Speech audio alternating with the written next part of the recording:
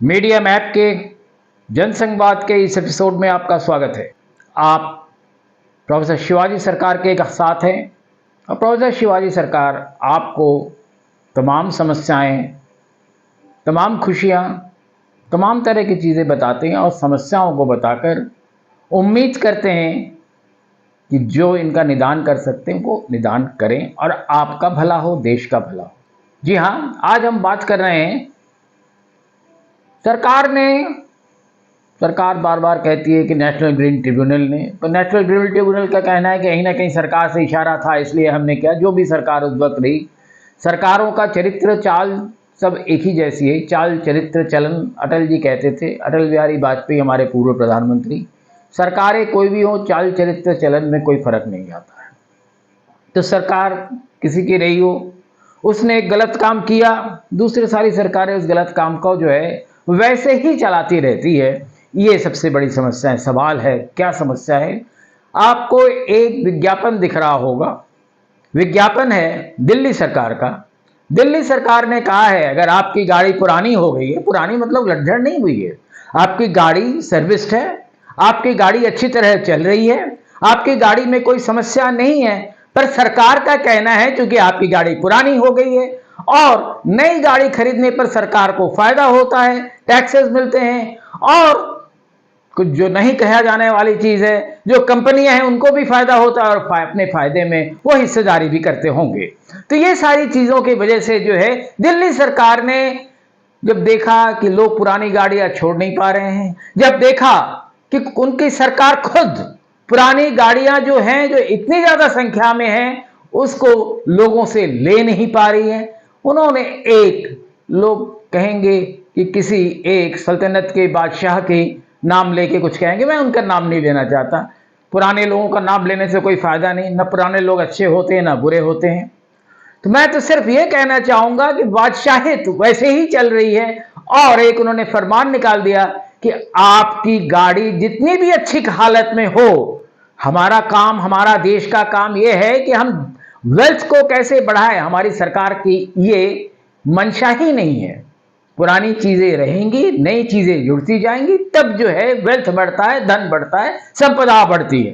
पर सरकार कहती है गाड़ी पुरानी हो गई है तो आपको पेट्रोल भी नहीं डालने देंगे, गाड़ी आपको चलाने नहीं देंगे। क्यों? क्योंकि सरकार का तो नहीं, पर सरकार में बैठे लोगों का कहीं ना कहीं घाटा होता है। कैसे घाटा होता है आप समझ सकते हैं। ये तुगलकी कानून जो है, बस जल्दी ही वो लागू होने का फरमान जारी हो चुका है। अब अगर आपके ऊपर है कि आप अगर गाड़ी नहीं बदल पाते हैं, आपके पास वो हैसियत नहीं है, आपके पास पैसे नहीं है, तो आप क्या करेंगे? जी, सरकार को इससे कोई चिंता नहीं है। आप भुगतना है, आप भुगतिए। आप क्या हैं? आप जनता हैं। आपके पास पैसा है नहीं तो आपको भुगतना चाहिए। ये सरकार का निर्णय है और आप भुगतिए, क्योंकि आप आमजन बोलते भी तो नहीं है। सरकार बोलना जानती है और सरकार सुनना भी चाहती है, पर जब आप बोलेंगे ही नहीं तो सरकार कैसे सुनेंगे? आप बोलिए, जोर से बोलिए, सड़क पर आके बोलिए, अपनी गाड़ियों को सड़क पर लाके खड़ा करके बोलिए कि लीजिए, आप पेट्रोल नहीं देंगे तो हम यहीं खड़े रहेंगे, महीने भर, साल भर, 2 साल यहीं खड़े रहेंगे, तब जाकर कहीं सोल्यूशन होता है। जी हाँ, ये गलत निर्णय है सरकार का। आपकी गाड़ी अगर है और सरकार ने 15 साल के लिए आपसे पैसे लिए हैं और 15 साल के बाद भी गाड़ी अगर चलने लायक है, तो कानून जो है मोटर व्हीकल एक्ट के हिसाब से वो आपको फिटनेस सर्टिफिकेट देने को बाध्य है। आपको ये पता होना चाहिए। किसी सरकार की हिम्मत नहीं है, न जरूरत है कि वो ऐसे कानून निकाले, ऐसे नियम निकाले कि आपकी गाड़ी को वो या तो जब्त कर सके या बेकार डिक्लेयर कर सके। जी हाँ, हिंदुस्तान में राइट टू प्रॉपर्टी है और राइट टू प्रॉपर्टी के हिसाब से ही आपके पास गाड़ी है। उसमें सरकार ने कोई कंट्रीब्यूट नहीं किया है। आपका पैसा है, आपने 7 साल उसके बैंक से लोन लेके उसके पैसे दिए और 10वें साल सरकार उठा ले जाएगी और चुप बैठे रहेंगे। प्लीज चुप मत बैठिए। नहीं, मैं आपसे चुप बैठने के लिए नहीं कह रहा हूं और न मैं इस आदेश को मानने के लिए कह रहा हूं। ले जाकर खड़ी कर दीजिए हर पेट्रोल पंप पे अपनी गाड़ियों को। जी हां, खड़ी करिए। पेट्रोल तो आपको चाहिए ही और सरकार देने को बाध्य है, ये भी जान लीजिए। सरकार का काम ना करना नहीं है, सरकार का काम सिर्फ हां करना है। तो ये नियम गलत है।